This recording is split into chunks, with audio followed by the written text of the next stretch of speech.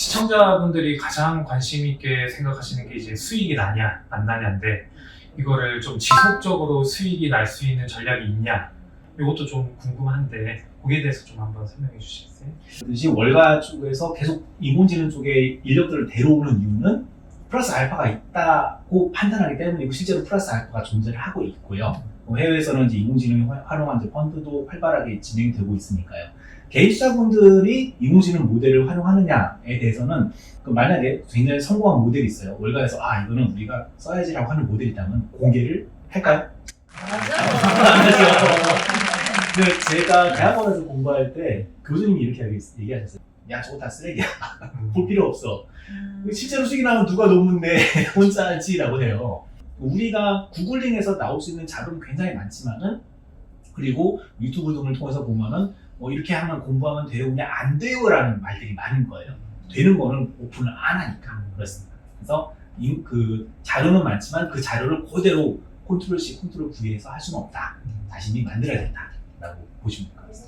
그 시스템 매매 전략 같은 경우에는 이런 공유 사이트도 많더라고요. 근데 이런 딥러닝 트레이딩은 아까 말씀하신 대로 공유 자체가 아예 안 되는.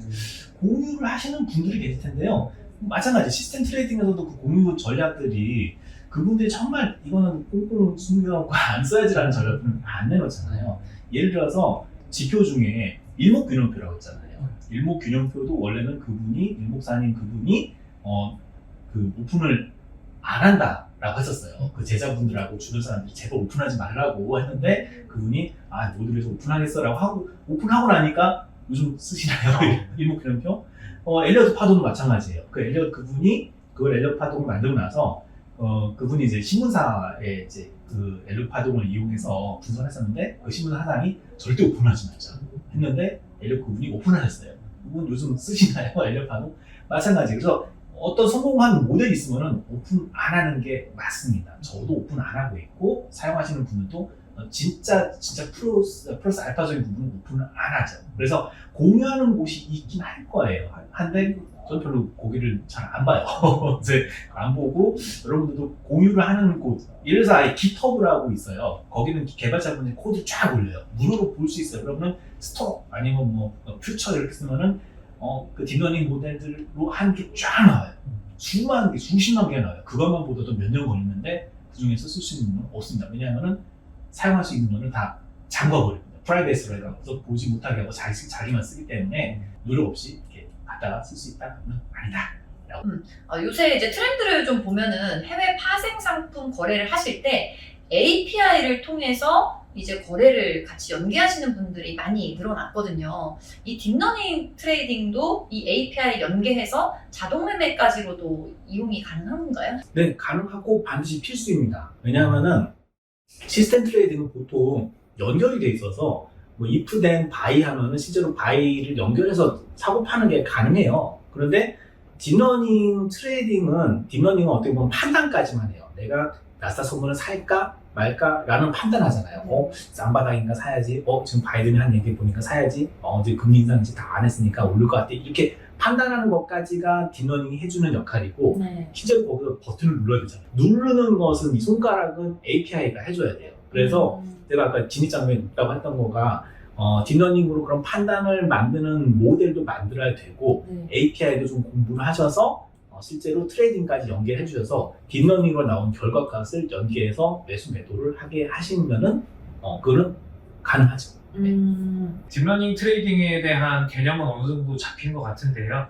이제 요 시청자분들도 마찬가지로 지금 해외 파생 거래를 하시면서 이런 딥러닝을 실제 전략으로 적용할 수 있을지, 그런 데 관심이 많으실 것 같은데, 저만 해도 뭐 딥러닝에 대한 설명을 많이 지금 듣고 있지만, 뭐 어떻게 공부해야 하는지, 뭐 시연하고자 할 때 그냥 딱 드는 생각은 엄청 고성능의 사양의 이제 컴퓨터가 있어야 될 것 같고, 그런 느낌이 드는데, 그런 쪽에서는 어떻게 생각하시는지 한번 말씀해 주시면 좋을 것 같아요. 운전으로 비유를 한다면은 딥러닝 트레이딩 정도를 하신다면 스포츠카를 볼 수 있어 전부 다 서킷에서 이렇게 생각하시면 될 것 같아요. 그럼 스포츠카를 몰기 위해서는 스포츠카를 먼저 사야 되는 게 아니잖아요. 먼저 운전면허를 따야 되잖아요. 다행히도 지금 이 인공지능에 굉장히 관심이 많고 엄청나게 투자를 하고 있는 회사가 둘이 있습니다. 하나가 구글이고 하나는 페이스북이에요. 그래서 구글에서 텐서플로우라는 엔진으로 이제 그 인공지능을 돌리거든요. 이거에 대한 자격증이 있어요. 사설 자격증인데 구글에서 나와요. 저도 있습니다. 저도 있어요. 그래서 이거를 딴다라는 목표로 한번 공부를 해보시면 될 것 같아요. 그러면은 일단은 처음에 파이썬을 좀 공부하시고, 파이썬은 아마 좀 그 센스 있으신 분들은 한 일주일이면 하세요. 나는 전혀 컴퓨터를 몰라요라는 분들은 한 2달 정도로 하시면은 파이썬을 하실 수가 있을 테고, 그 다음에는 구글 텐서플로우 서티피케이션 자격증을 공부한다고 하면은 어느 정도 딥러닝에 대해서 조금 기초 지식은 좀 갖춰지거든요. 그 자격증을 따면은. 자격증 따면은 바로 딥러닝 트레이딩 할 수 있나요? 그건 아니고, 이제 딥러닝의 시작이죠. 그걸 하고 나서는 오히려 가장 중요한 게 도메인 지식. 내가 금융 쪽에 대해서, 해외선물 쪽에 대해서 얼마나 관심 있어 하고, 얼마나 트레이딩 해봤나, 어떤 아이디어가 있나, 이게 더 중요한 것 같아요. 그래서, 지금 보면, 파이썬 해야 돼? 딥러닝 공부해야 돼? 이만큼인데, 나중에 꼭 요만큼 되고, 무슨 아이디어를 낼까? 어떻게 접목을 시킬까? 그게 더 좋아. 그 다음에, 컴퓨터 사양 같은 경우도요, 지금은 굉장히 좋아지는 게, 아까 구글이 굉장히 관심이 많다고 그랬잖아요. 처음 스타트는 정말 이 노트북이 지금 제가 2017년도에 산 노트북인데 이걸로도 가능해요. 왜냐면 구글에서 콜랩이라는 것을 제공해요. COLAB라고 콜랩이라는 것을 제공하는데 그 사이트를 가시면은 거기서 그 딥러닝 코드를 넣고 돌릴 수가 있어요. 돌릴 수가 있는데 무료예요, 처음에는. 무료니까 처음에는 계속 연습하고 공부하실 때는 충분히 그걸로 하시다가 콜랩을 유료로 내고서 결제하시고 사용하시는 방법도 있고, 아니면은 어느 정도 적당한 정도의 컴퓨터를 좀 사야겠다라고 했을 때 그때 가서서 컴퓨터를 사셔도 되는데, 제가 추천드리는 게 3060인데 그게 올 초만 하더라도 100만 원 넘는데 지금 45만 원 이렇게 되더라고요. 그 정도면은 그거랑 본체랑 해서 하면은 뭐 100만 원 정도면 모니터까지 해서 하면 충분히 하실 수 있으니까 먼저 콜랩으로 먼저 공부를 해보시고, 이제 욕심이 난다, 꼭 있어야겠다, 본체가 꼭 있어야겠다라고 생각하시면 그때 가서 본체를 구매하셔도 괜찮습니다. 시청자분들께서도 이 영상을 보시면서 나도 한번 공부를 해봐야겠다, 인공지능, 딥러닝 트레이딩 나도 할 수 있겠다라는 생각을 가지실 것 같은데, 이 딥러닝 트레이딩에 관심 있는 분들, 시작하시려는 분들을 위한 추가적인 조언이 또 있다면 말씀해 주시겠어요? 제가 직접 해본 생산 경험으로 조언을 해드리도록 하겠습니다. 먼저, 나는 시스템 트레이딩도 해본 적이 없고 인공지능도 처음이다 라고 하시면 꼭 인공지능을 먼저 하세요. 왜냐하면 인공지능을 하고 나면은 시스템 트레이딩이 너무 쉬워져요. 인공지능을 공부하시면 꼭 트레이딩 쪽이 아니라도 여러분들의 이직에 도움이 굉장히 됩니다. 아까 말씀드렸던 텐서플로우 자격증이라도 있다면은 여러분들이 이직하시거나 그걸 통해서 창업도 가능하고요, 등등등. 여의도에서 여러분들을 부르고 있으니까 꼭 공부를 하시고요. 두 번째, 나는 시스템 트레이딩을 했는데 성과가 나오지 않는다. 그럼 꼭 그 아이디어를 가지시고 인공지능을 공부하시면은 여러분들의 아이디어를 좀 더 넓게 펼칠 수가 있다라고 말씀드릴 수가 있어요. 그 다음에 수학을 몰라도 처음에 스타트가 가능해요. 왜냐하면은 이제 일단은 쓰고서 내가 조금 더 딥하게 이걸 공부하겠다, 이 원리를 좀 더 알아야겠다라고 했을 때는 그때는 수학 공부를 하셔도 되는데, 처음 시작할 때는 수학을 그래서 그렇게 모르도 상관이 크게 없습니다. 그 다음에 아마 이 방송을 보시는 대부분의 분들이 문과실 거예요. 저도 문과이고, 저 문과인데 괜찮나요? 제가 보기엔 제일 잘하실 분들이 철학과 이런 쪽 생각을 좀 많이 하시는 분들. 우리 또 문과의 특징이 뭡니까? 창의성 아닙니까? 창의성. 개발자분들하고 얘기를 해보면은 너무 개발자스럽게 생각하시는 경우가 좀 많아요. 그러니까 하나에 좀 묶여있어요. 개발자 유머라는 거 아세요? 개발자 유머?